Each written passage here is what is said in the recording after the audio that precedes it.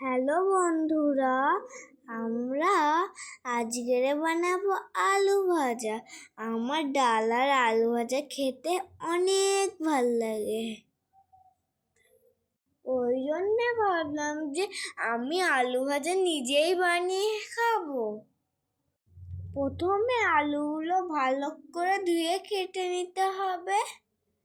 তারপরে কড়াইতে অল্প করে তেল দিয়ে আলুগুলো দিয়ে দেবো, সঙ্গে নুন লঙ্কা দিয়ে দেবো।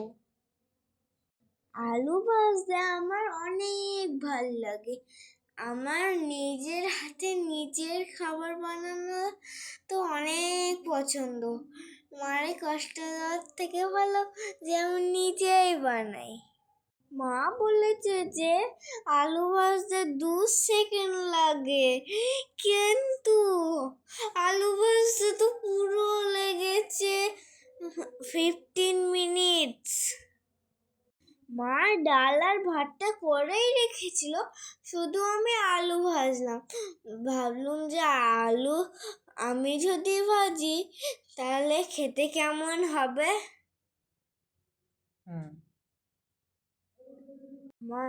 আমার এমন আরো রেসিপি দেখতে গেলে আমার চ্যানেলটা প্লিজ ফলো করে দিও। আমি তো ছোটই আছি, ওই জন্য আমি এমন ছোট ছোটই রান্না করব। তোমাদের যদি আমার রেসিপিসগুলো ভালো লাগে তাহলে লাইক অ্যান্ড সাবস্ক্রাইব প্লিজ করে দিও। আমি এর মধ্যে একটুখানি ফোনে কার্টুনও দেখে নিলাম। আমার রান্নাটা প্রায় কমপ্লিট হয়ে গেছে। আমার আলু বেশি করে ফ্রাই করে খেতে হেভি লাগে, যাতে একটু মচমচে হয় আর টেস্টটা খুবই ইয়ামি হয়। আমার আলু ভাজা, ভাত, ডাল অনেক ভাল লাগে, কেননা এগুলো হেলদিও, আবার আমারে ফিট অ্যান্ড ফাইন থাকতেও হেল্প করে।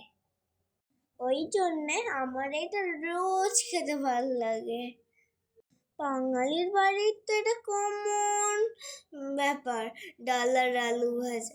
আমার তো ডাল আর আলু ভাজা খেতে খুবই ভাল লাগে। আপনাদের যদি ভাল লাগে তাহলে কমেন্ট করুন। আপনারা কমেন্ট পাঠান যে আমি এমন রান্না করব কি না। Tata, bye bye, see you in the next blog.